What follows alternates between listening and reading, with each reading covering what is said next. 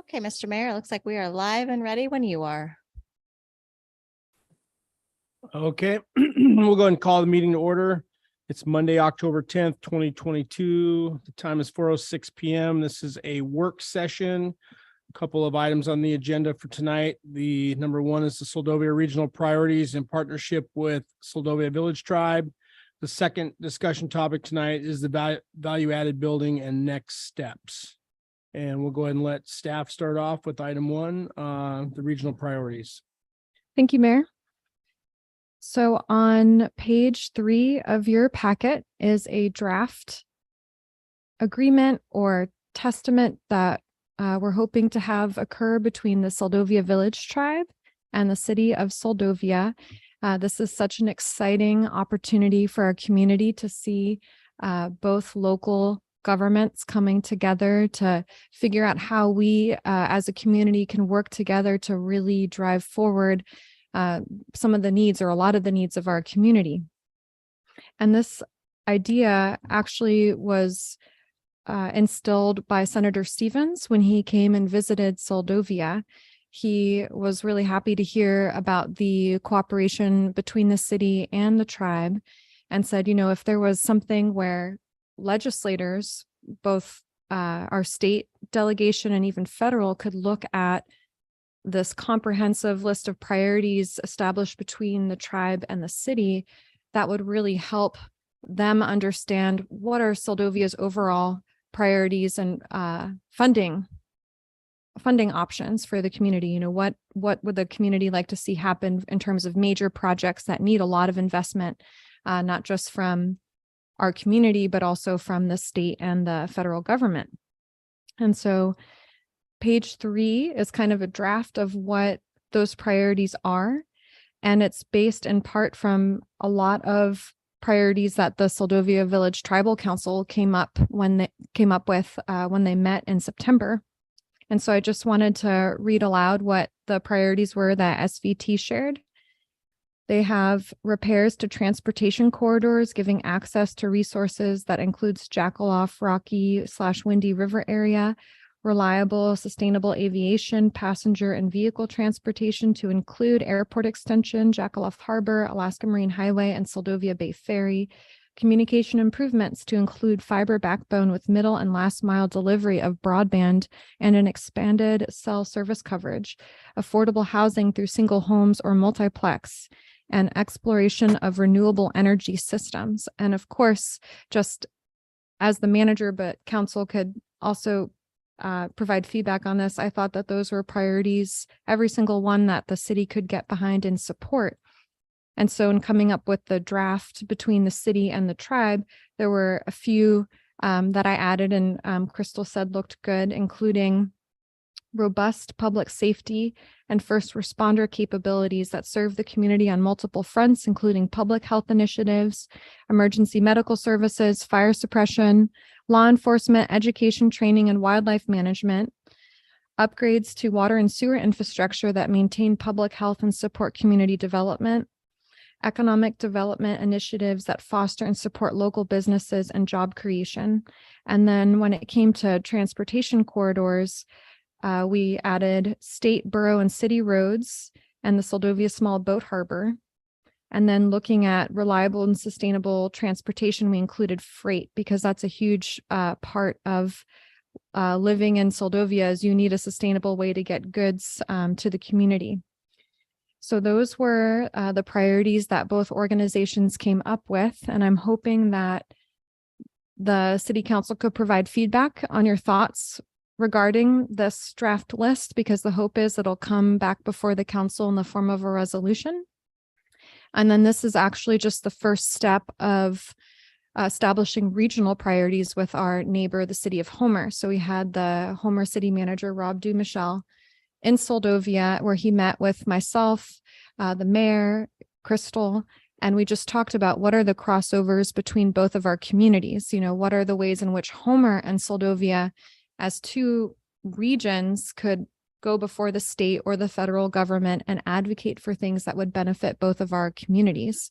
And a very small example of that happening was last year when the mayor of Homer on behalf of the council, wrote a letter of support for the ferry system and how instrumental it is for the Seldovia community.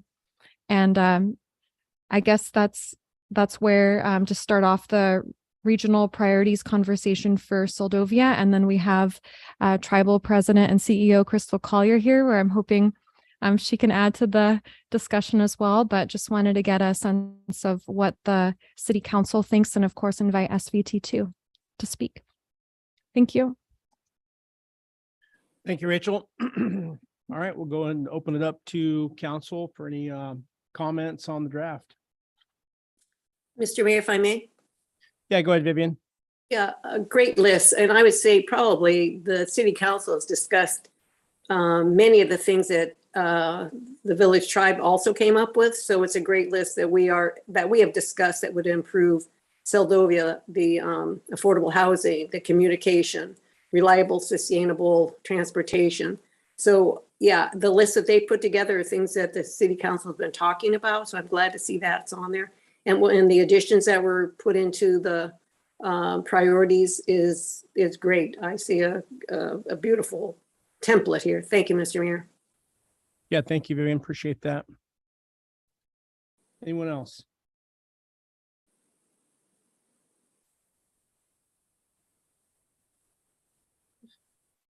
Yeah, I'll make a comment. Yep, Yeah, go ahead. I think it's a good list too.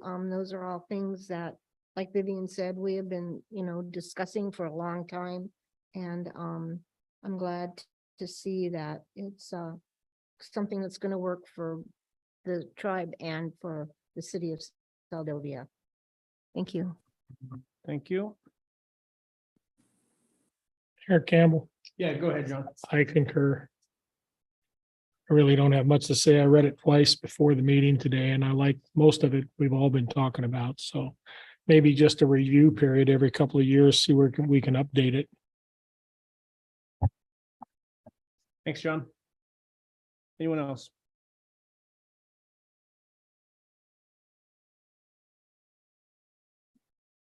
Mayor, perhaps this Okay. would be a great time to invite Ms. Collier. Yep, absolutely.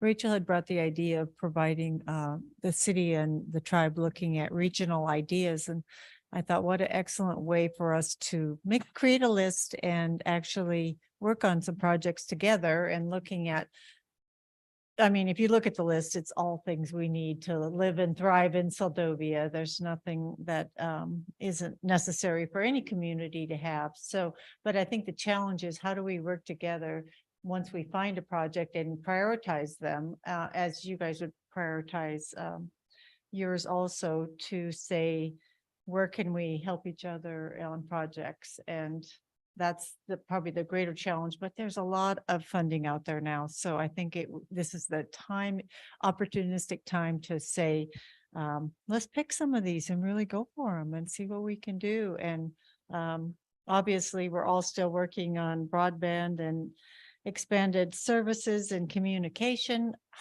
Who knows where that will be? They say the end of, for cell service now, the end of December. So we'll see on that one. Housing is always one that we can work on, but we need to plan. We need to have a plan in place, one that fits.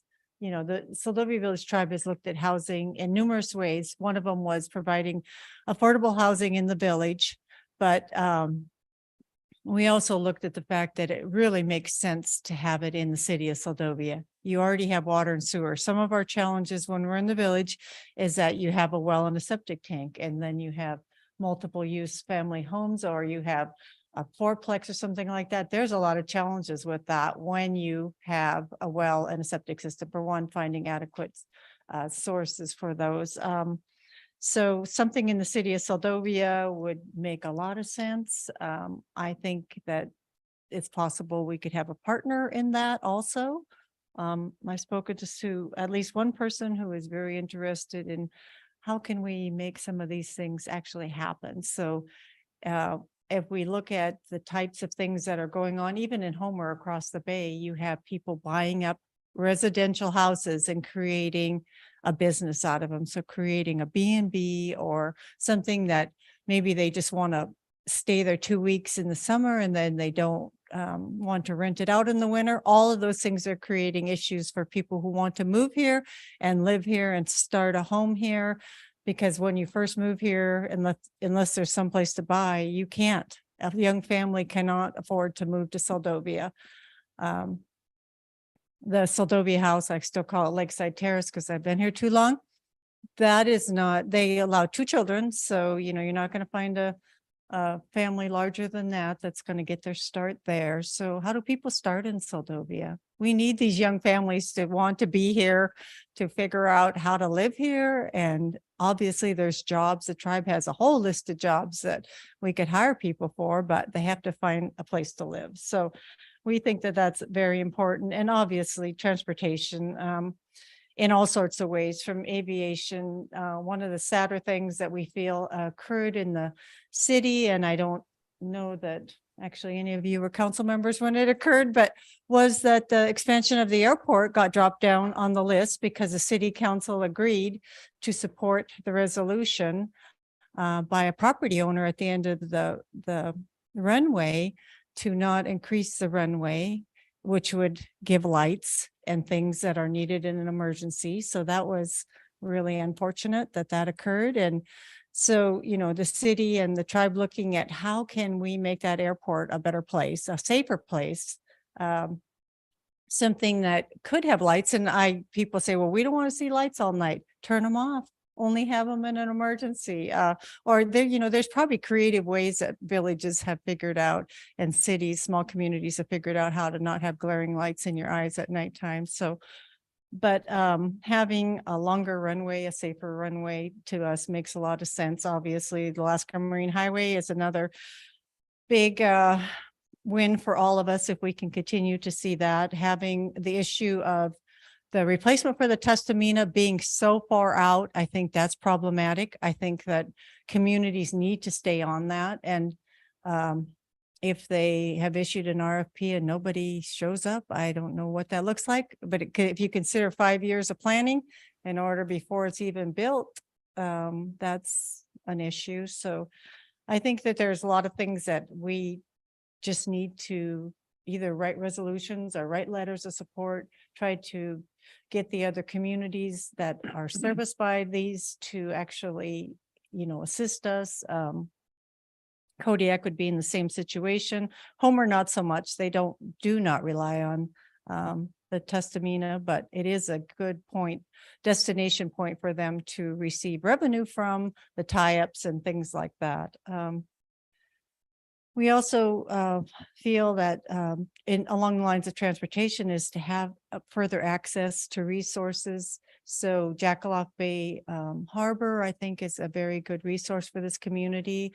I'm very encouraged to see the city of Seldovia wanting to get the lease on that. I think if nothing else, that lease will be something that could compel somebody else to be interested in using or, you know, acquiring that dock, because if it doesn't have a tideland lease on it, that's a big ask for somebody who might be interested in that.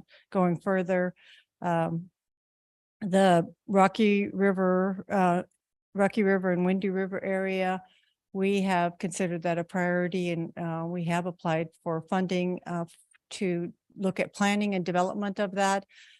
It has always been our resource for as long as I've been alive, at least, because, you know, in the 50s and 60s, it was a logged area. So the local people could utilize that. So we've always felt that that was an important resource for fishing and access to the plant life and things like that. And I think when we developed the Seldovia Bay Ferry, we looked at how we could have a tie-in from the Gulf of Alaska into Jackaloff Bay. And I think that that's probably a dream that got crushed. Clem Tillian was all about it, and now he's passed on from this earth, but he would never cease to remind us that you guys promised that you would do that. And it does make sense if you think about fishing in the Gulf to look at how do the fishermen get to their fish to market other than come all the way around, you know, to some of the waters that are not quite so good to travel in through the winter season and things like that. So having a shore-based traffic would make a lot of sense too. So, and these are all, long priorities. They could be 10, 15 years out, but quite honestly, if we don't start talking about them, they will never happen. So I think these types of planning sessions are important, and for us all to think kind of in the same way. And then Rachel scheduling meetings with all of these entities, I think is great. The city of Homer mayor, or actually city manager, excuse me, he's a planner. I love that. I think Jeremiah was there also, and I think he has probably got a little bit of different thought about Soldovia now that he's heard from us and how much we have in common and how much we rely on them. They are basically, Homer is like a lifeblood to Soldovia, as we all know. We land there, we get our groceries there, we travel there. Anything we need is Homer. So we need to continue to have those type of partnerships and how they could help us and we can help them. So questions you have, I'm happy to answer. I'm sure that there's other things that we have discussed and thought of that I'm not quite thinking about now, but I love the idea and I appreciate Rachel reaching out with the concept of let's share priorities for the things that we can work together in the future on. Thank you, Crystal. Appreciate you expanding on most, if not all of those bullet points that you initially talked about, Rachel. Any additional comment from council? I guess, yeah, Yep. I want to make just a little comment.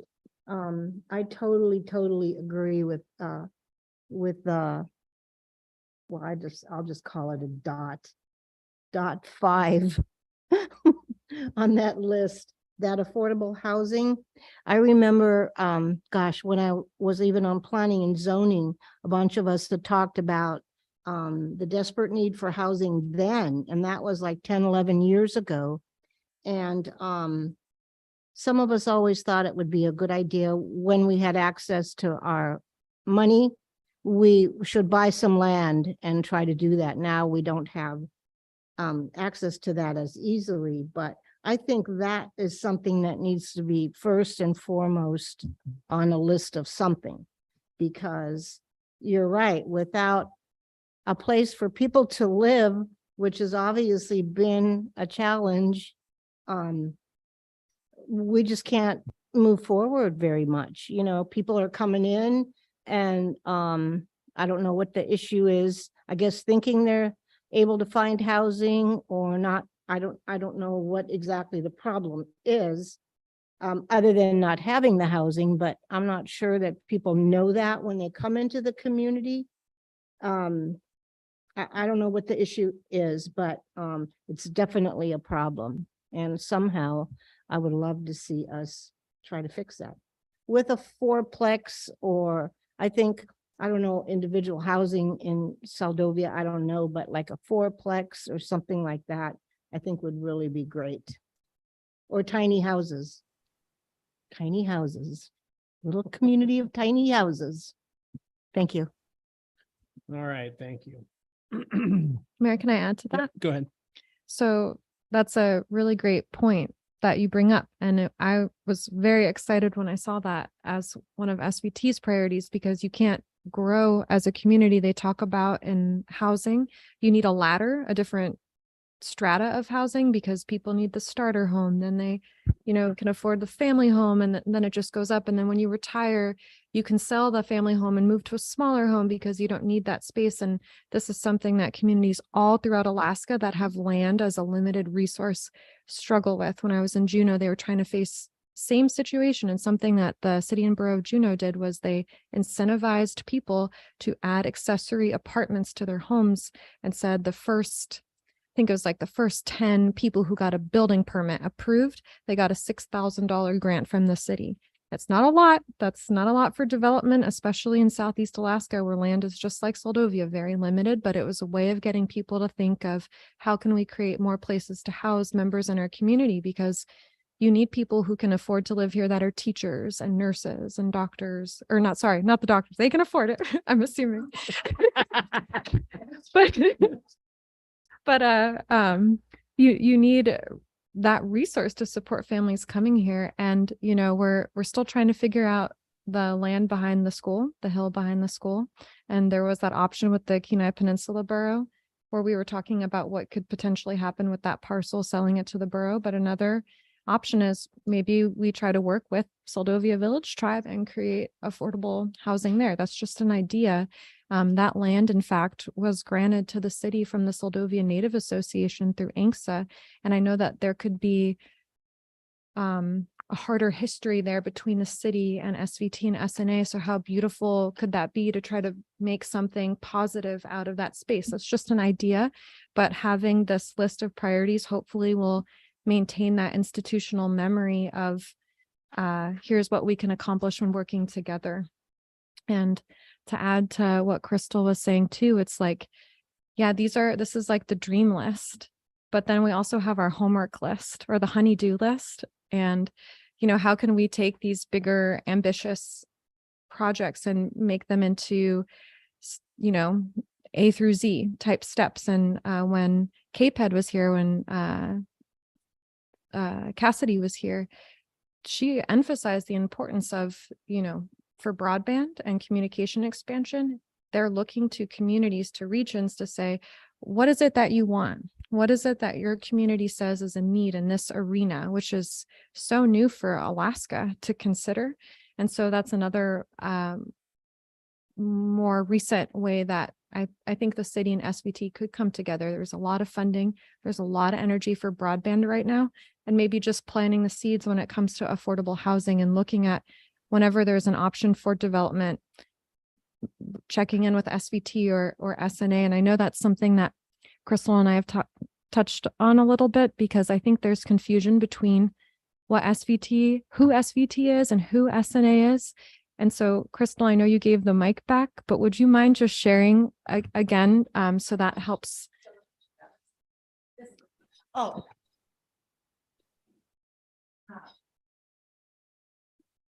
Well, I'm thinking that I'm not even sure where to start, because I don't know what the level of everybody's understanding is of the difference between Soldovia Native Association and Soldovia Village Tribe. I like to kind of chuckle to myself, because when you're calling somebody or something and you say Soldovia Village Tribe, they go, oh, the Native Association? I'm like, Soldovia Village Tribe, Soldovia, or the city of Soldovia. It's like, that is all confusing. But I think an easy way to understand it is Soldovia Village Tribe is a tribal government. Unlike Soldovia Native Association, that is a created corporation. So Congress created in 1971 all of these corporations of indigenous people in order to get the pipeline going, to settle the land so that the pipeline could be built. And so they created this class of people and lumped everybody together in a corporation. So in a corporation, you have shares. It's like any other corporation, except for it has a few other stipulations that are different than like Xerox Corporation, or you can't sell or trade your shares on the stock market. They're not available to sell or trade. You were let in 1971, and when you die, you get to will your shares to somebody. And then they carry on from there, or you can gift them. They created a gifting like 20 years ago because they realized a lot of people shareholders were dying out. So, but a tribe is a government. So you're born in to become a tribal member. You do die out, but you don't have shares. We have tribal members that are around the entire world.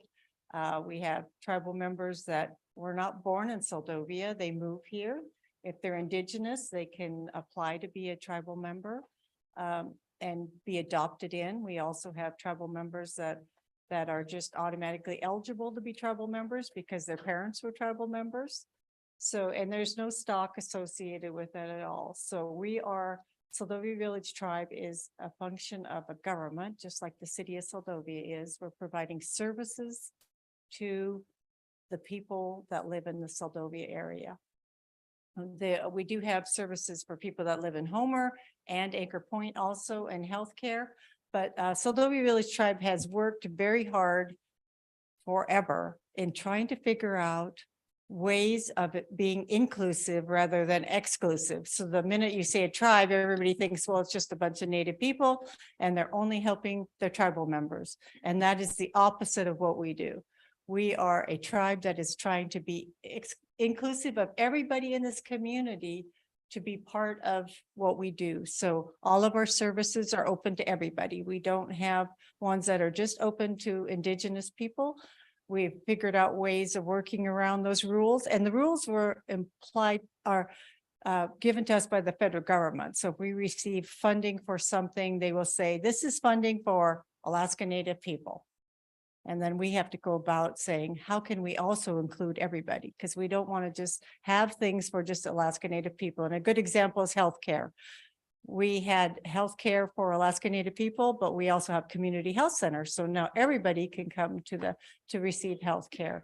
And pretty much everything that we have done, we've tried to figure out ways to make sure that everybody can receive the same type of services that we provide, that we have received funding for to provide for the Indigenous people. So I know it seems like it's confusing, but to me, it's like really clear. One's a corporation, one's a government. So between the two, and Seldovia Native Association actually only has one small office, and they're down in the Alaska Tribal Cash Building. They're in one little corner. Seldovia Village Tribe rents that office to Seldovia Native Association to have a presence in Seldovia. They do not have an office here at all. They are headquartered in Anchorage. So the two buildings that you see down the street are Seldovia Village Tribe. And then to add to that too, Crystal, so SNA is the holder of land and Yes, so SNA owns all of the land that you see that everybody calls native land. That's owned by Seldovia Native Association, and that was part of their settlement under the Alaska Native Claims Settlement Act. The Seldovia Village Tribe only owns fee simple land, which means land we have purchased. Those are the only lands that we have. The rest of them are Seldovia Native Association, and they do have permitting systems to allow people to walk on their lands. They ask people to buy a permit prior to using the land, which is, being a good neighbor and doing the right thing. So, and I think the permits you can buy online. You could go down to their office and see Barbara. There's yearly permits, things like that. But when you talk about the lands that are around, that's Seldovia Native Association. So you can correct somebody right away when they say, well, the tribe owns all the land. No, we do not. We own the lands our buildings are on. And then is there anything else you can think of where there could be like the community thinks one thing, but actually it's this way? Like I know the land was a big part of that. Well, then you get a lot of questions and then you forget them after a while of, because there's some of them. We used to do it was called Did You Know? And we just put out a little, did you know this? Because it'd be question or topic of the month that somebody asked a silly question. It was like, wow, they don't know, and then you forget that people, even that have lived here for 40 years, refuse to believe certain things also. So you end up explaining them over and over and over again. But it's fairly simple when you just can think about compartmentalize in your mind the difference between a corporation and a government. You're serving as the government. The tribe has a tribal council that is elected by the tribal members to serve as the government of Seldovia Village Tribe. The corporation does not. I think that's really helpful. And then for me, from the city side, other questions I've gotten are like, okay, so we have city limits and then Seldovia Village Tribe, but the Kenai Peninsula Borough also calls that unincorporated borough land. And then the Alaska State Troopers call that the Greater Seldovia area. So there's a lot of names, different names for outside of city limits. But I know that from Seldovia Village Tribe's perspective, that is Seldovia Village Tribe. And I was hoping you could touch on the broadband expansion project that you've been working on there, because then maybe that could be one of those first steps for making this priority list come to life. Right. So if you, in a good way to see it is on a map. So the city of Seldovia is a small, relatively small geographical area. And I don't know if it's 6 square miles. I can't remember. You guys probably know that. How many square miles is it? Anyway, it's pretty much a square sitting here. And then the rest of all of the land, as you go to Jackaloff, as you go to the dump, That's all Seldovia Village. So those are all village lands and lands that we recognize. We don't own the land. The land, most of the lands that you see in these areas are owned by Seldovia Native Association. And but they're lands that we govern and that we're concerned about, and lands like we started our fire department at 4 Mile on land we purchased. So we're looking at how to enhance the area that you guys call out the road. Most people do call it out the road. We try to correct people, say, just call it Seldovia Village, but I think that's confusing maybe to people. But we are looking at providing broadband and cell service in the village, recognizing that the city used to have fairly good service. Now it's not so good, but Spit with Spot is actually somebody that Seldovia Village Tribe worked with to bring them to the community, and recognizing at their capability of providing broadband back in the day when there really wasn't anything here other than ACS's DSL service, which we all know isn't that great.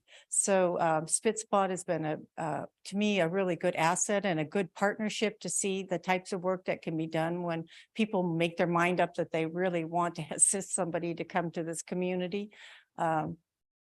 So we are working with them also to look at putting in towers out in Jackaloff area. So when people drive to Jackaloff, they'll actually get some reception. There is some reception out there, but you're targeting off of Anchor Point and Homer when you get far enough out. But if you look at the first probably 4 to 6 miles from the city limits of Seldovia, it's pretty poor coverage, if at all anymore. So we recognize that in order to live out there, you really have to have some amenities that make it feel like, you know, this is something I can do. We would love to see people be able to work from home out there. And if they can get Spit Spot right now, they got good coverage, but not everybody can. Anybody that's in the shadow of the TV Tower Hill is not going to receive good services from them. But once we put up some towers, then they'll be able to access that.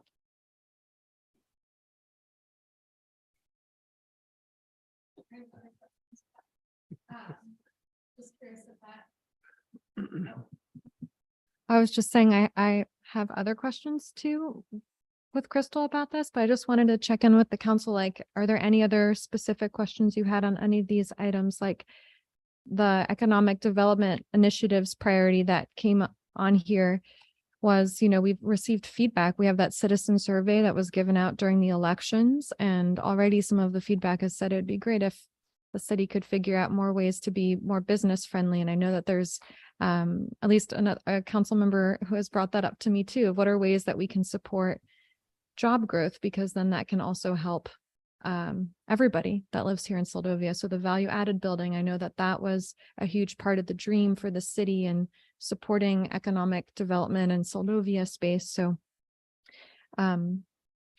that's all that comes to mind. I was just thinking though how monumental this feels in a way to have Seldovia Village Tribe here with the Seldovia City Council, just to talk about ways that we can come together, because we want to be inclusive, and the city, all of our services are public services.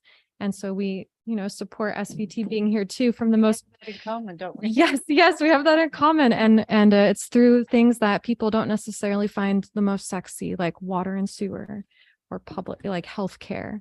There's a lot of paperwork and a lot of permitting and a lot of planning that goes into those things. So it's like, how can we take those smaller steps now to lead to something really big? I'm excited for the community to see something like this come into place, and then bringing Homer in as well. I mean, I think that this is the time the federal government has really been emphasizing people coming together. So I'm excited to see what that means for our area. I mean, Seldovia has so much going for it, so much positive momentum, and can't wait to carry it forward with SVT. Thank you very much. You bet. Mr. May, if I may ask? Yeah, go ahead, Vivian. Yeah, so looking at this list, how do we see this becoming real? Are we going to prioritize the list that we've got there, itemized? How do we see it formulating into a real plan? of what we can go after, what we partnership with, and how do we attack this in a priority manner, I guess. Yeah, go ahead, Rachel. Councilmember Rojas, baby steps for sure. So just sharing, it could just be sharing with Soldovia Village Tribe. There's this opportunity coming up for this type of project. What are your comments on that? You know, I know that just looking at the repairs to transportation corridors and thinking about Rocky/Windy River area, when myself and Crystal and Laurel from the chamber met with Senator Stevens, or met with the DOT commissioner, or met with Senator Sullivan's staff or Senator Murkowski's staff, we talked about the importance of the road to Red Mountain, which is actually what's part of that Windy and Rocky River area. I mean, that would be amazing for everybody. So maybe it's supporting SVT reaching out to FEMA with the FEMA funds, or the city taking on the initiative of working with the state finance committee and seeing, is there a way that the state can complement the funding that SVT has secured for that area of Soldovia? I mean, there's it's just being proactive in the communication and sharing, hey, what do you got going on with bullet point number 5, as Councilmember Sweat said, for affordable housing? Is there something that the city can do to make that easier? Like something that the city has as a resource that would support affordable housing is the ability to adjust property tax rates. So if you think about what's a way that we can provide an incentive for affordable housing, where if you provide X amount of houses or X amount of units within a certain period of time, your mill rate is temporarily reduced, or water and sewer. I mean, I don't like the idea of providing an incentive through the utilities, just because it's so important to have an actual cost, since those are special revenue funds or enterprise funds. You want to keep the expenses and revenues kind of contained in those buckets, but property tax for sure is a way that you can think of incentivizing affordable housing. So if that's a priority of Soldovia Village Tribe, you know, what's the proposal there? What kind of funding can you pursue? That's what I would say. I don't know if Okay, Crystal so has other things. it's taking baby steps and then jumping on the potential of something coming across somebody's desk and say, oh, wow, that fits one of our priorities. So we don't necessarily have to put this in priority fashion. We just need to be aware of what comes across people's desk, and do any of them apply to what our priorities are in this list? That's pretty much it. You got it. And Yeah. I just thought of an example of how the city and tribe have tried to do this in the past, and hopefully we'll learn from that experience and we can have a more positive outcome. But Soldovia Village Tribe and the city actually partnered together to receive funding to help with the demolition of the cannery. That's where the value added building was. And so, and correct me if I'm wrong here, because I'm just going off of our conversation, but I think the tribe and city worked together on that grant. The tribe used that money to construct their center, and then the city had that portion to demo the cannery.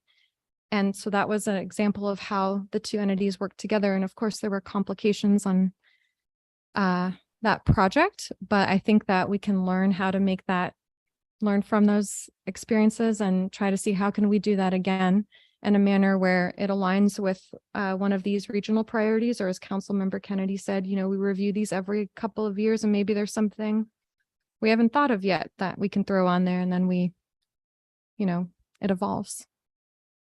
Yeah, Rachel, I'll chime in here too. Yeah, and I think Vivian, based on what you said too, asking about priorities, and then Rachel's your response, I think that's a good way to look at that. The most important thing is that we get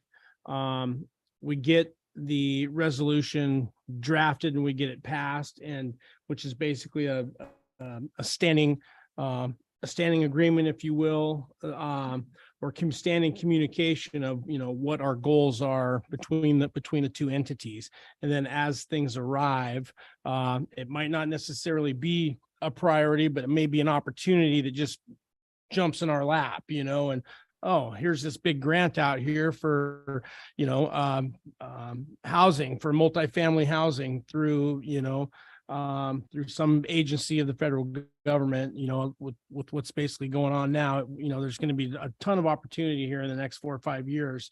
So then that would open up the lines of communication immediately, okay, we've got a piece of property, or do you have a piece of property? Maybe, we can just collaborate. It's some means to collaborate. And then hopefully, to me, one of the biggest ones is housing. And I've said this before too, we can't grow as a community, inside the city, outside the city, in the village. Neither one of us can grow our resources without more people, year-round people moving here, bringing, starting families here, building our economy, having more businesses, et cetera. So I see this as a great tool, and I'm definitely going to be in support. And there's nothing that says, it has to be every 2 years. It can be from time to time.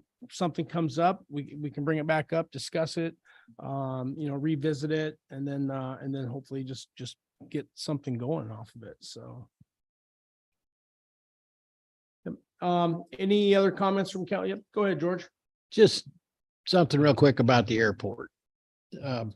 First off, you have a good medevac system in place now. It's all based around helicopters, and I believe the EMTs have a small set of lights for a helipad, and we've been doing with that for a long time. It's quite a bit different from back in the old days when I flew medevacs in and out of here in the dark.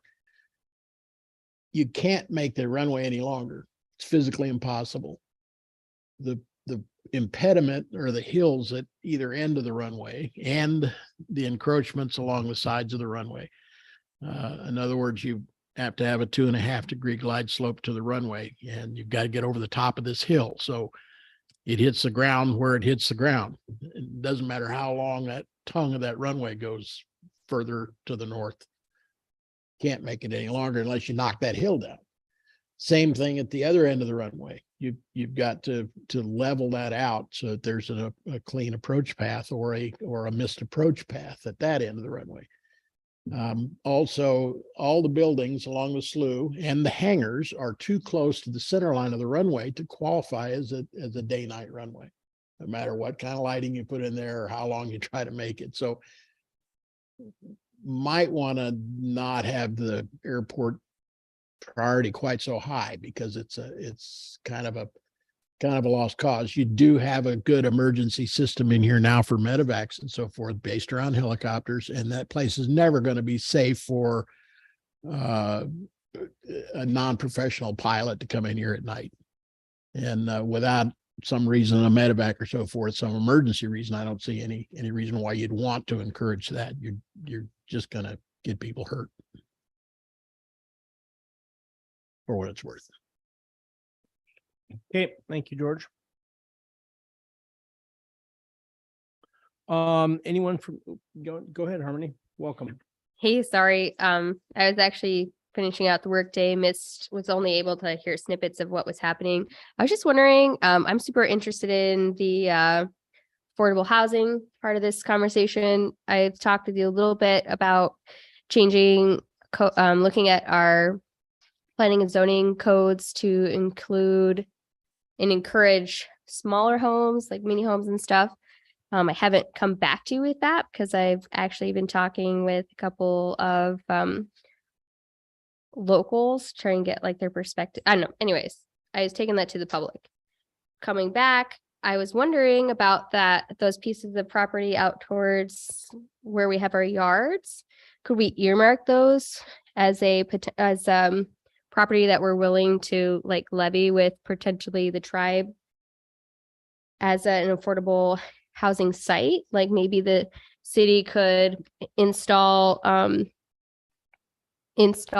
like water and sewer as part of our agreement towards, whatever like grants opportunity that might come about. I don't know.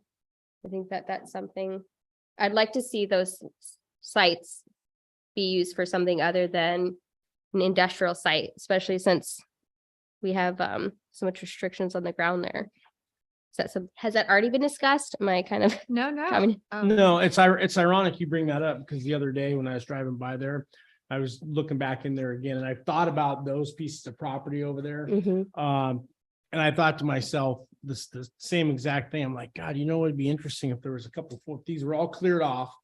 Everything was cleared off here and there was a couple of fourplexes or something over there, you know? Yeah. I think we can do pretty much anything with the city property, you know, that we want, basically, if there's something that is a viable option for it to use. And something like that would be, you know, going forward, we don't have to get into the specifics tonight, obviously, but that's the type of opportunity, right? We think about that.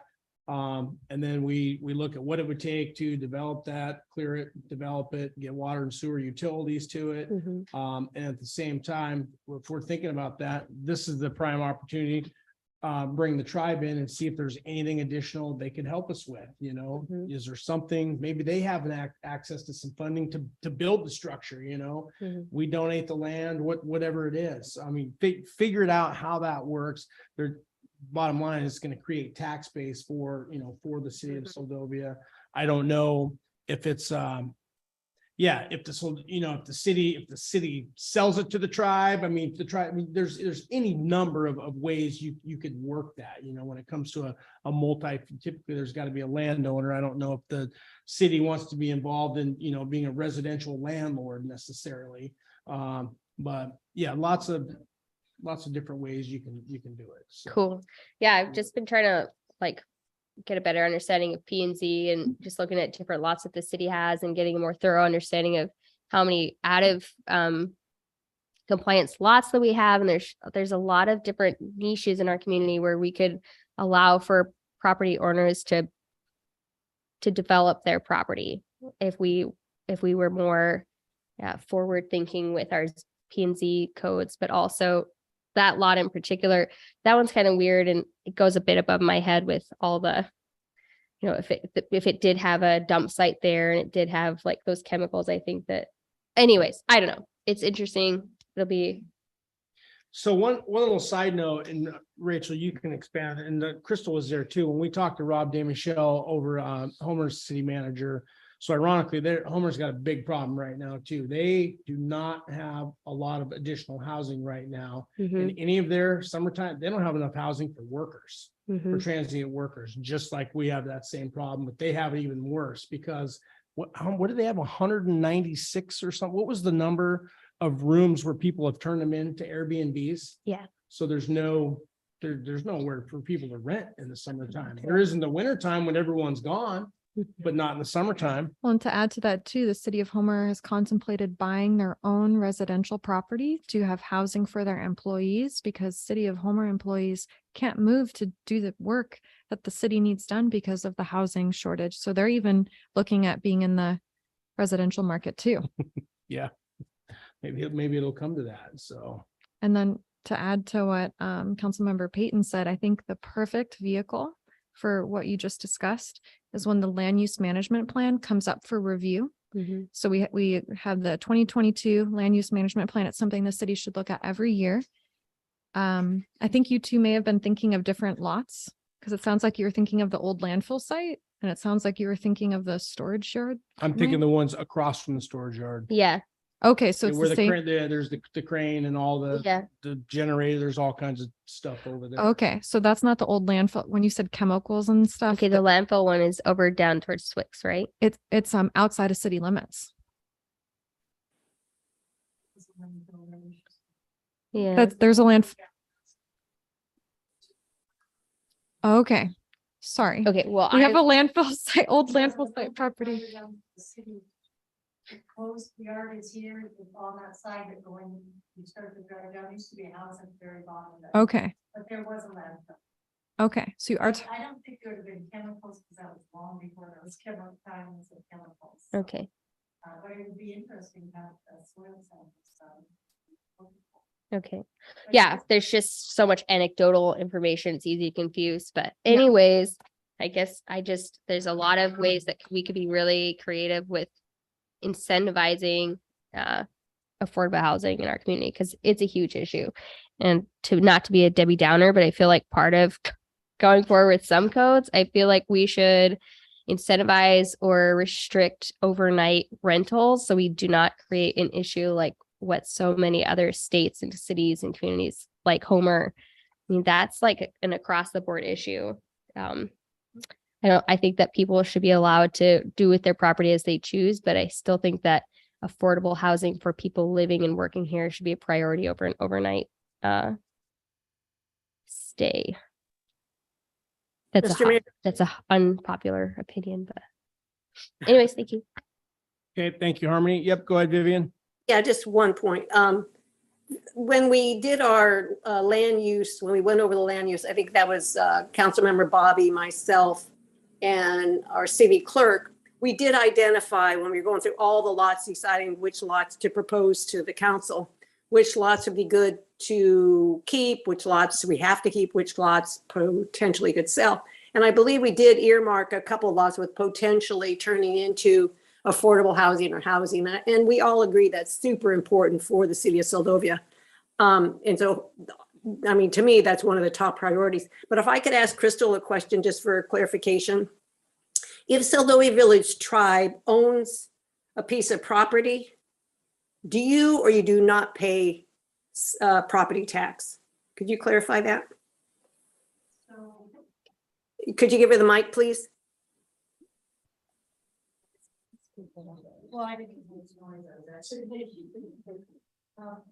So, We are able to apply for tax exemption on certain pieces of land. I don't believe all of it is tax exempt, no. So if we use them specifically for a program that the borough has deemed to be tax exempt, then they are. Okay, so that varies depending on what the borough has listed. Yes. Oh, okay, thank you. Thank you, Vivian.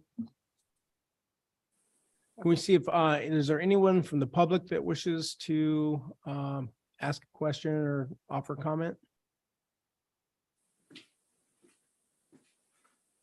I'm not seeing any hands at this time, Mr. Mayor. Okay. Yep, go ahead and bring it back, Rachel. Any other closing comments? It's almost 5 and we want to leave some time for the other one. So yeah, so this is a draft. You're hoping to have this on the docket when? The next council meeting. Next council meeting? Mhm. Okay, it'll come as a resolution. Mhm. Okay, so I guess in the meantime, if folks want to take a look at it and at that time have, you know, if there's anything you want to amend or change or see different, we can do that at the meeting. But yeah, I think this is a great start. I think generally I'm hearing favorable support for it. So I think it's a good thing that we'll be able to move forward. You said it well. I agree completely. And even just hearing Councilmember Payton say, what if we worked with Seldovia Village Tribe? I mean, like Councilmember Kennedy said, if you do a review, maybe you just have a focused topic, like the tribe and the cities, like the staff with administration of both organizations say, hey, what's new with affordable housing? What are ways you think we could work together? And then it goes before both councils and, you know, it can just start like that. So very inspiring. And thank you so much, President Collier, for attending the meeting. Really appreciate it. Thank you both. All right, yeah, like most of these, it's all timing and opportunity. So we'll just wait and see what happens in the future here. So, all right, well, that's we'll go ahead and wrap that portion of it up, and then we'll look to see this on the next meeting. So, and we'll go ahead and move on with item 2 here, which is the value added building next steps. And then Mayor, I was hoping either yourself or Councilmember Rojas wouldn't mind giving a summary of the meeting that we had. Of course, there's the memo starting on page 7 of the work session packet, but if either one of you would be willing to just give a quick summary, then we can dive into the specifics of that for council. Okay, sounds good. Mayor, Vivian, go ahead. what's that, Vivian? Mayor Campbell, go ahead. Okay. You All got right. So myself and Rachel and Vivian met on October 4th to talk about next steps for the value added building. And obviously we've beaten this one up a number of times over the years. So kind of what we all came up with and we agreed on is we need to find out if there's any interest from the public at all to do anything with that piece of property. So we talked about a multitude of steps and options. So we came up with step one, which is issue an expression of interest that is open until the city receives one or more viable proposals. This would identify prospective candidates who have the interest and competencies to lease the value-added building as is and the manner in which they intend to complete the building. So basically, we know we don't have the cash to do, a build to suit type thing. You see that all over typically on commercial properties. We'll build to suit.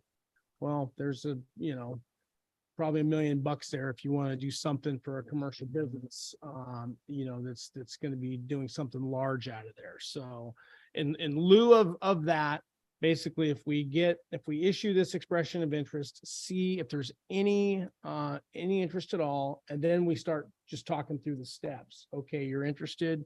What does that mean? What does that mean for you? What does that mean for us in terms of what each of us can bring to the table, what each of us have to offer?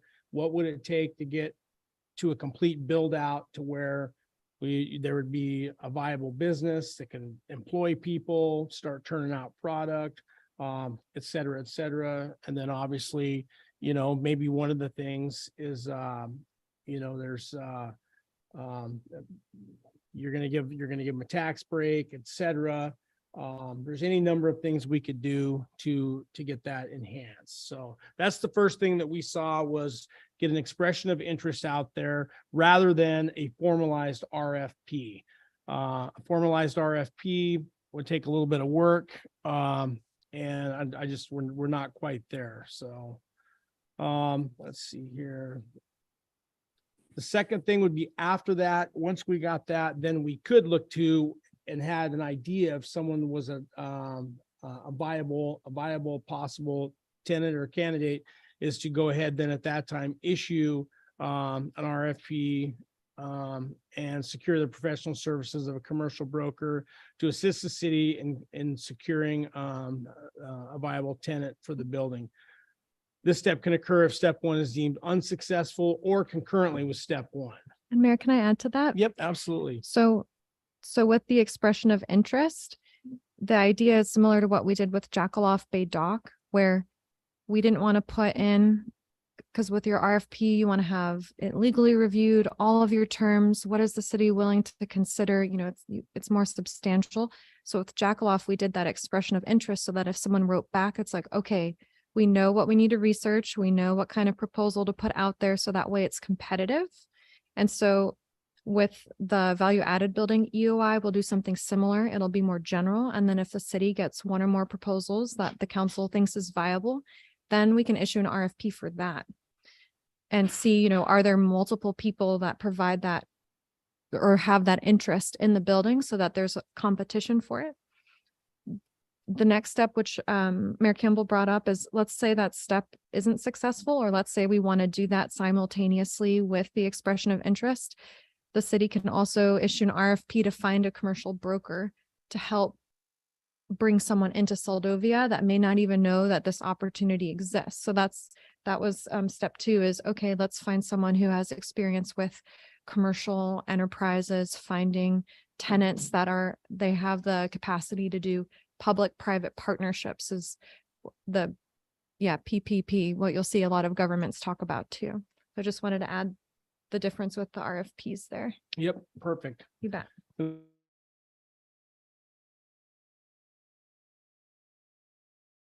a couple of a super big fan of the city forms a value added building community committee that is comprised of appointed council members and members of the public and other outside agencies to develop and recommend other courses of action that the city may take to secure a viable tenant for the building. It could be a good thing, but I know how these meetings go and they're usually rough. Everyone's got an idea of what they want to see there, and in the end, it's just a bunch of meetings with a bunch of disagreement and nothing happens. So that's just my personal opinion. Step 4, the city of Soldovia considers becoming the tenant of the building. And I know, Rachel, you had talked about that as a last ditch effort. Basically, if we just flat out can't find anybody to occupy the building rather than letting it sitting there, continuing to be vacant for another 10 years. So it would establish what the city's use and purpose of the building would be, pursue grant funding to complete the building. Previously, it was suggested the value-added building could become a city storage and supply facility that perhaps hosts city assets as well as raw materials available for purchase by the public. Maybe the next multi-purpose building, the next city office, or the next public works and maintenance warehouse. So could be one, one or all combination, any kind of combination thereof. So a couple side notes, let me put back in here. The building must be used for a public purpose due to the grant funds that were used to construct it. Obviously, prior to occupancy and use, permitting may be required from entities such as the state fire marshal office, and I can pretty much guarantee that they would require plans to go through the fire marshal office if it's going to be a commercial space. City is currently using the building for storage. As it stands, the city does not have enough covered secured storage for city equipment and materials, and all council members are invited and encouraged to conduct a site visit of the building. And I think even that was extended a number of times before, so. So that's what myself, Vivian, Rachel, we talked about. We obviously, this thing's been sitting vacant for a long time, and we just need to get, even if it's baby steps, we got to get something out to the public so we can just see if there's any additional interest. So. You have anything else you want to add, or? No, Councilmember Rojas, do you have anything? Nope, I think we've got it pretty complete. I'll be curious what the rest of the council thinks. Thank you. All right, thank you, Vivian. All right, we'll go ahead and open it up to council. Any comments, thoughts on moving forward on the next steps for the value-added building? I have a comment. Please don't take this the wrong way, but whatever is decided here in the immediate future, could we please get on with it? Hmm. We have talked this building to death. Thank you. Jennifer. Yeah, I agree. I'm also gonna second that I'm not really a fan of creating another committee to figure out what we're gonna do here. I obviously have not been in there to look around. Is there water and sewer hooked up in there, or is it's just a shell of a building sitting there? I think it's either water or sewer, one of them. Yeah, I believe it's water, Okay. and I don't know if it's I may just be stubbed. I don't know if it's connected. Uh-huh. So it's there. But there's nothing inside.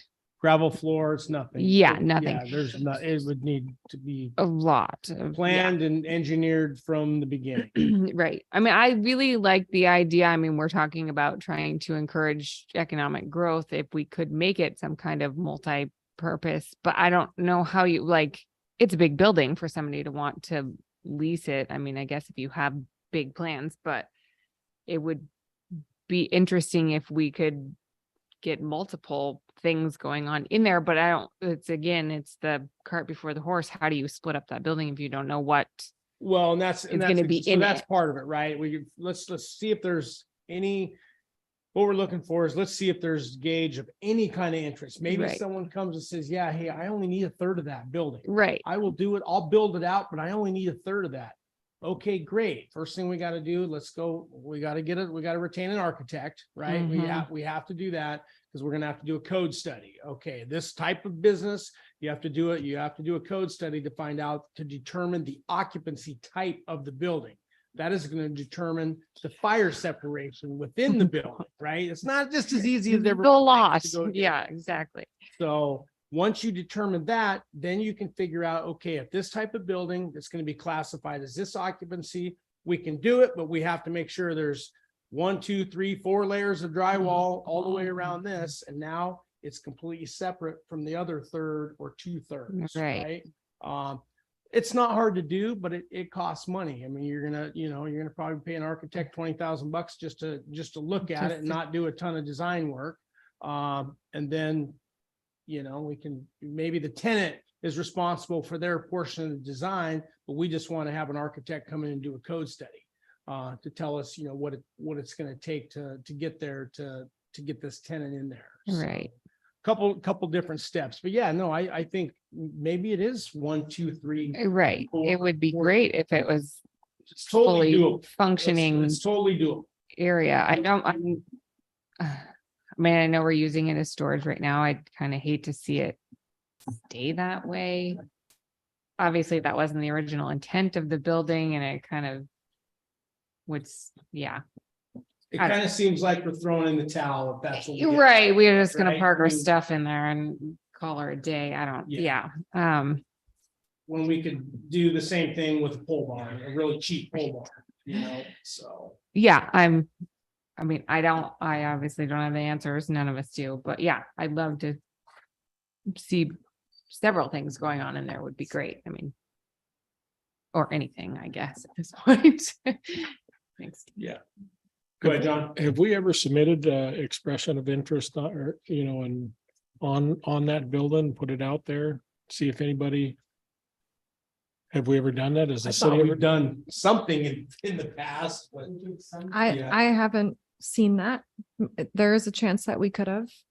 City Clerk Do Gagel? you Okay. remember anything, Heidi? When you say it, it's bringing something to mind, but I don't know.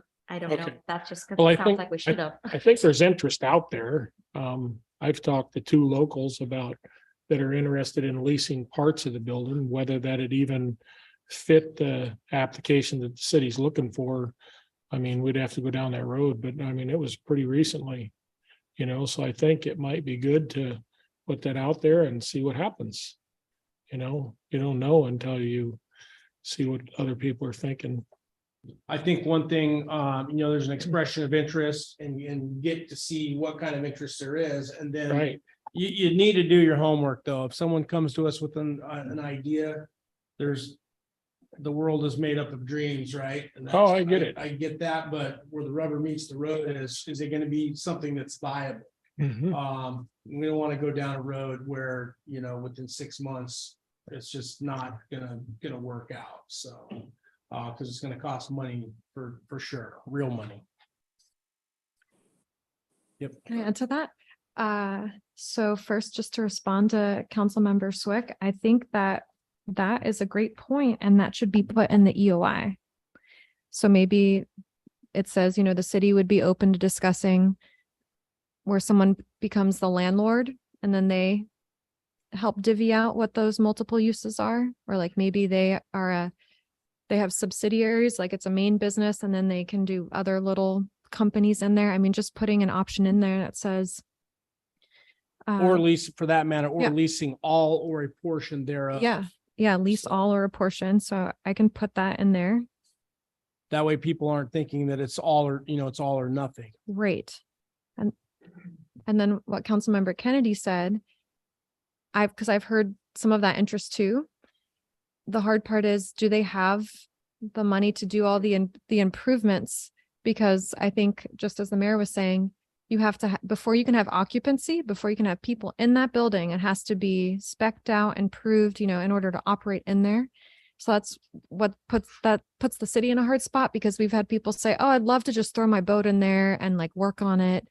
But I don't know if we can allow use of the building for someone doing something like that and us charging rent. So that's where maybe the city, if we get enough interest from a bunch of little people being not like a mega corporation, but just locals, maybe that's when the city does become a tenant and builds out based on that interest. So say you get 5 contractors or 5 boat builders that say, hey, we would love to be able to use the building for this. Then maybe instead of the city becoming the tenant to use the space for storage or a city office, we can do what we originally did with that building was, hey, we have these people that would like to have this business in town, help us build this building. So it's the same thing that we did in the past.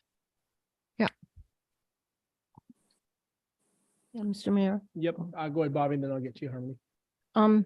I guess what I'm concerned about, and I don't know really anything about that. But what if, like you said, we get a person that's interested, say in a third of the building, and they want to build or they want to use it for whatever, and okay, we agree. And then a year down the road, they decide, well, this really isn't working for us, you know, we want to get out of our lease or whatever. Then we're stuck with something that we'd have to renovate for the next person. It's possible. It's always absolutely, when you're in that type of business, it's all about risk. 100% about risk. That's all it comes down to. So. But how much of that risk can we afford? Right now, we can't afford any of it. Well, that's what we're talking about here. I would say Councilmember Sweat, the city is ready to take some risks. I've heard the council members say that we're just going to put ourselves out there and see, because it's better than what's happening now. But of course we won't rush into anything. Like it'll have due process. So As long as they're not stupid risks. No, I don't think anyone's advocating for that. I mean, it comes down to, signing a contract and then making sure that all the terms and provisions of the contract are spelled out clearly. And one of them is, if there's a default or, whatever you got to do to make sure that when your lease term's up, that you're taking this items A, B, and C with you, everything else stays. I mean, there's any number of ways to do it. It's all, you got to negotiate the whole thing out. Yeah, I'm just saying that at this point in time, we definitely have to protect ourselves. So. Okay, Harmony, go ahead. Kate through the mayor. I think probably I'm just gonna be redundant here and agree with what Swick and Kennedy said on I think that it makes sense in a community like ours to have multi-use spaces. And I have also heard from several people in the community about a desire to make this space available for boat work and things like that. I was just wondering about in putting out an RFP or if we could try to draw people who are, we're a port town. And I think that there could be a potential opportunity to encourage dry dock and boat maintenance and encourage commerce that kind of, we have this harbor here that's a relatively protected harbor. It's a relatively cheap harbor. And maybe if we had more winter occupancy for bigger boats, then we could potentially, bring commerce in through the harbor that would allow us to maintain our harbor. And in conjunction with that, we were trying to bid that building as a boat storage, as a boat net building, what have you. I know like Homer has a big business doing that. The Villeneuve is they lease a city building. I think that it would be not a big deal not just casually, but in the past, the Villeneuve and the city have had agreements on, like pricing. And I know that the Villeneuve purchasing is really the reason why our prices end up the way they are, is because we don't sell as much fuel as bigger communities, so we don't buy as much. So that means our fuel prices stay the same for a longer period of time. And if we were encouraging more boats into the community and we're burning through more fuel, then there's the potential for having a more stable fuel economy, bigger purchases. I think that there could be a broad trickle down if we were to put it out an RFP to encourage. What's the word I'm looking for? Yeah, thank you. I had it in my head, but yeah, marine use, other than just, I think that the city office tenancy with, storing wood, not an unreasonable thing considering that's what we're doing.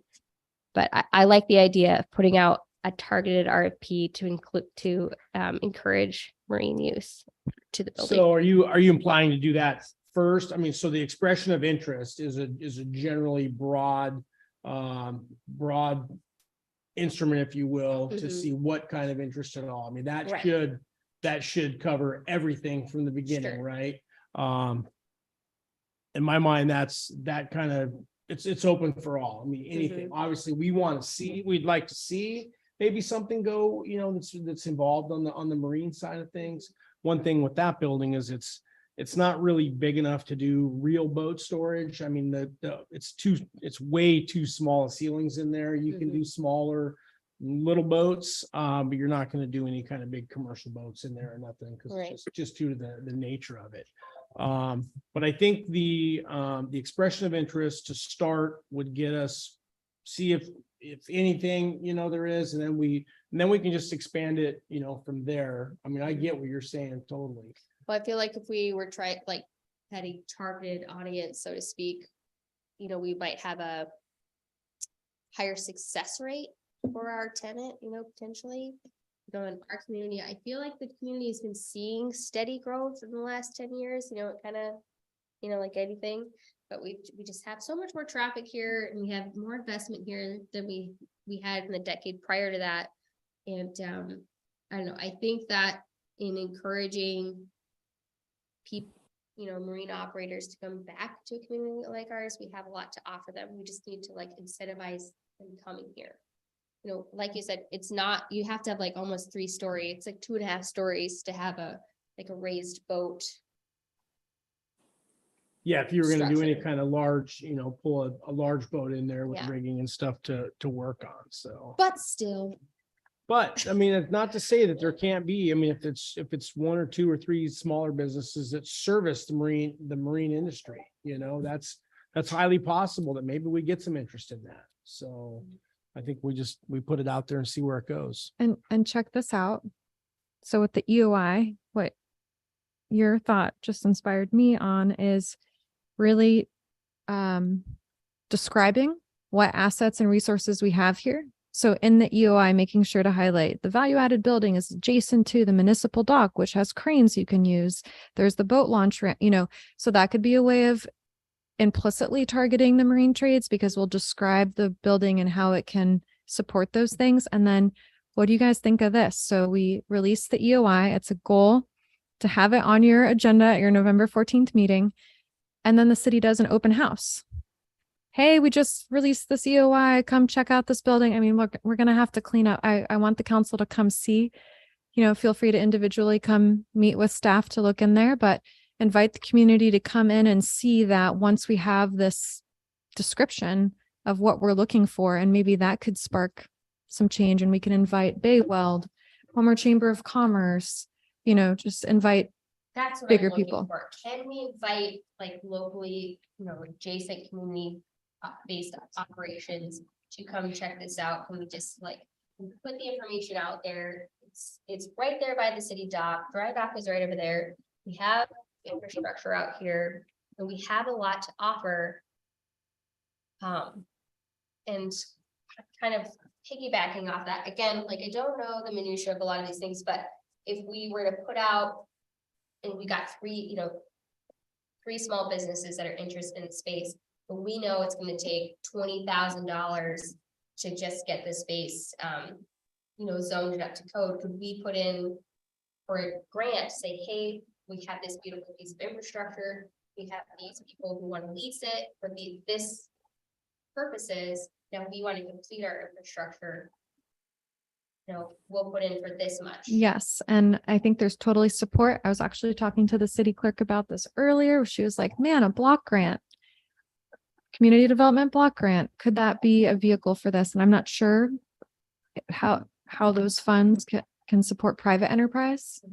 So that's what we're using to fix this building, but who knows, we can look into that. And I'm sure the EDA or KPED or our legislators at the state, someone will help find that missing piece. It's like, if you build it, then they'll come. So it's like, okay, it's built. Now we're looking for the people who are going to come, and then we'll finish it out in that way. Well, in this case too, if you do come up, if you've got a tenant on the hook, that, that certainly sweetens the deal. If someone's willing to go along with the ride with you, knowing it's going to take a little bit of time to, do the build out, Mhm. And funding is a constraint, then maybe they work together to get to the end. So, John, you had a comment? Yeah, I just have one other thing to add on to the, you were referring to the resources in the area available for some type of use for the building. I went over in the last 30 days and walked through the building myself. It's the first time I'd been in it. But one of the things I think could be important would be to list ceiling height and dimensions, internal dimensions of that building. Because that's really going to determine, like they mentioned, a larger boat repair is not going to happen with that. I think the ceilings in there are 14 feet. And personally, I spent a lot of years in that field, and I wouldn't even consider a building, for heavy equipment repair less than 16 feet. So just because there's just not enough ceiling to get the equipment in the air and work on it and stuff like that. So I think that needs to be included as well. The height and the width You and the bet. dimensions inside. Yeah, they're And the probably- land too. Yeah, then probably a plan view layout, how close it is to the. Yep. What, available parking, that kind of thing that would be included in that. The type of zoning for sure. And then, we just talked about these regional priorities, and if Soldovia Village Tribe had any ideas too, like the city's just starting to crank up its efforts in getting this going. But if you have any ideas, please let us know on how we can make this a viable, like a living space. As right now it's a storage space, but we want to make it come to life and bring people to our community and bring products into the community, or support industries that are here. So it's exciting. Mr. Mayor, if I may make one comment. Yep, go ahead, Vivian. Yeah, I think there's been really great ideas brought forward. And so I think with our expression of interest, as best picture that we can make for people to read and see and visualize and create in their minds, the potential is going to make it happen. So I'd like the ideas of describing all the features that are available around this building. And then, of course, letting them know what this building actually consists of and the land around it. And it is very exciting to think that we might have some interested parties. It's a great location. It's just creative minds and people who have funding and who are entrepreneurs to want to work with the city. So I'm excited about it. And I think the input tonight was very good from the council to get this expression of interest out. Thank you, Mr. Mayor. Yeah, thank you, Vivian. Crystal, did you have were you raising your hand a little bit ago, or no? Maybe you're stretching. You might have been stretching. Oh, how it was zoned? Yeah, what is that, right? It's industrial right there. It's zoned industrial.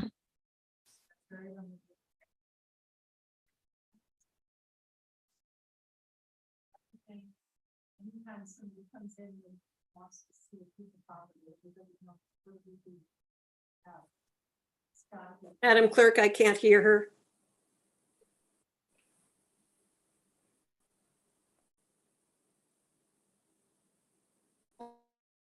I was just saying that if you could clean it out and clean it up, move all of the stuff. I don't even know what's all around it. Every time I drive by there, I'm like, wow, that's not, I mean, just clean it up. I don't think people can have a vision of something unless it's empty and blank. And I'm also a little bit surprised that the city got a grant that didn't complete a building, because every grant we've got, you had to complete and occupy the facility with the grant funds that you got, if that's what you said you were going to do. So I'm a little amazed at how maybe that occurred. I'm not quite sure. But those are the things I would do. But industrial will limit the usage of that property a lot, and also how much land is available around it, because the way it's forward facing onto the street, there's not a lot of access to that piece of property. I think there's a curb there, and also where would people park? I think one of the things that we sell ourselves short on, because everybody thinks this is a small little community and we shouldn't pay attention.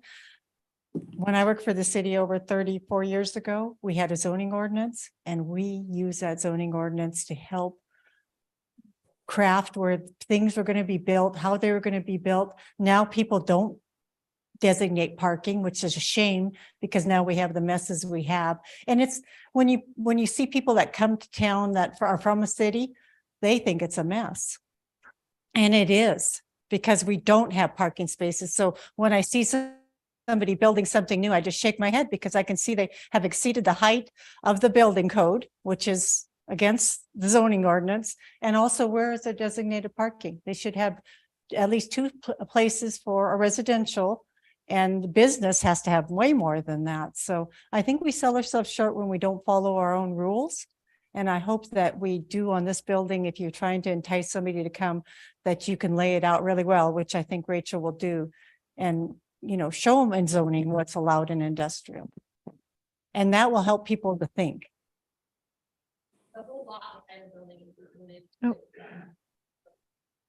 Oh, well, then show that too. Yeah, that's great. But that's a mess back there. That is a big mess. Your mic.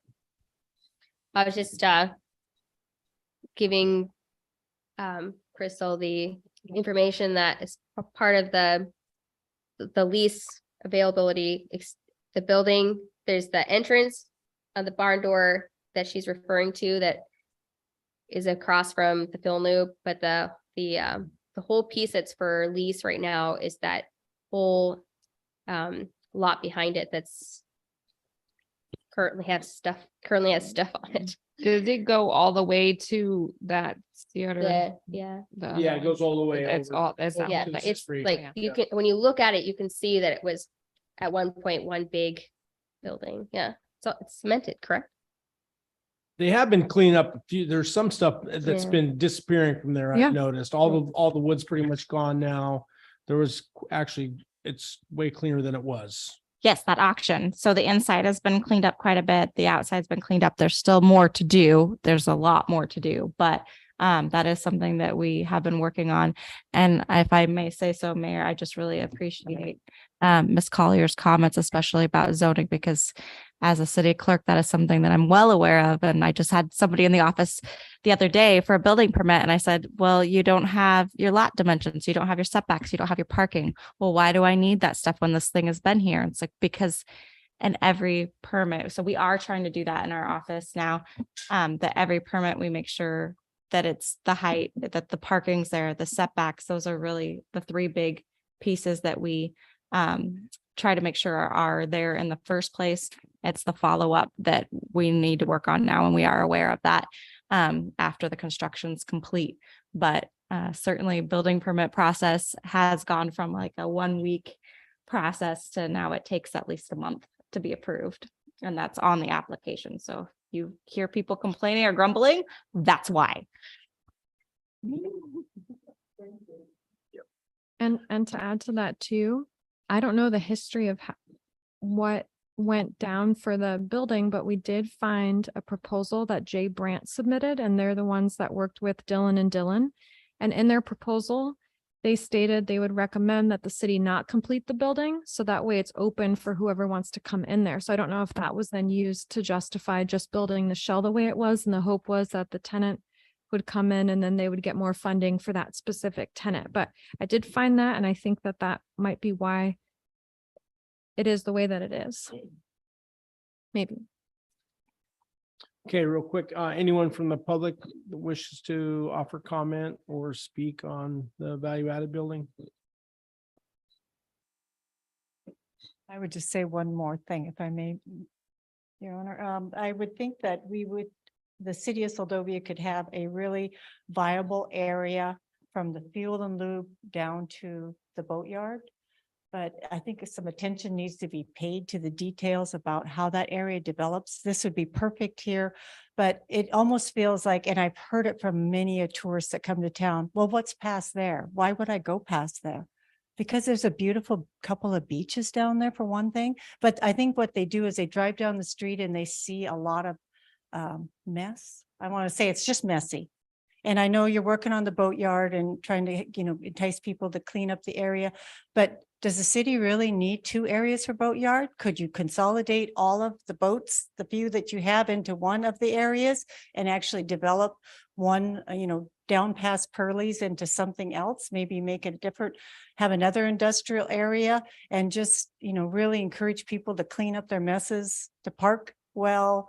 There's a lot of issues down at that end of town. And I think there could be some great potential. It's a beautiful area down there. It just doesn't look like that enticing to go down the street. And that just makes me think, it's our industrial area. It's part of our history. What if with the Arts Council, the Soldovia Arts Council, they say, all right, this is our boatyard. Let's really hype up the history of boats in Soldovia. Maybe they, instead of a fence, it's like there's a mural there, and then that draws people coming down to see that. So I totally see what you're saying. It would be beautiful if you did something with the gated in fence that seems to not look like it's well maintained either, so.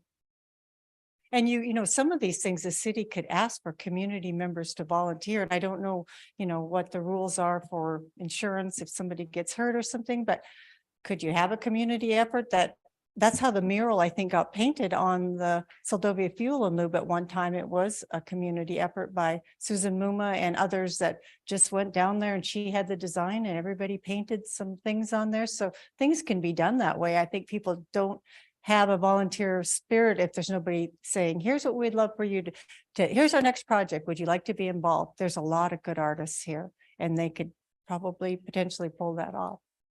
You'd have to consult them about what type of medium you use, what's the fabric, because you wouldn't want to just put wood up and then it all deteriorate in quick order. Yeah, I mean, that's the ball. We look at what happened at the out at the cemetery. I mean, that was purely a volunteer effort out there that got that rehabbed and back to Mhm. life, so to speak, out there. So yeah, the same could be said down in that area as well. So all right, it's 20 till. So generally, I'm not hearing any opposition to the expression of interest. So I think we'll go ahead, and you're wanting to have that before us when? Also the next meeting? November 14th, I hope. Okay. November 14th. All right. Well, if that's if you can do that, then that would be good. I think we look forward to seeing that on there, getting that finalized, and then getting that pushed out to the public and see what comes of it. So any additional closing comments before we adjourn and get ready for the next meeting?